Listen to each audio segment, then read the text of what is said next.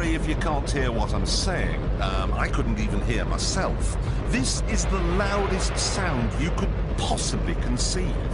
And, as it turns out, the cleanest.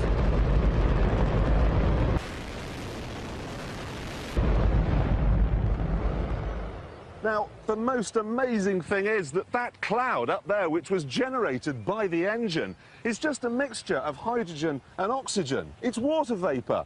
And in about an hour's time, someone in Mississippi is going to get wet washing. It will actually rain. I told you! It's raining! That's unbelievable! Oh, NASA's playing God. It's making its own weather.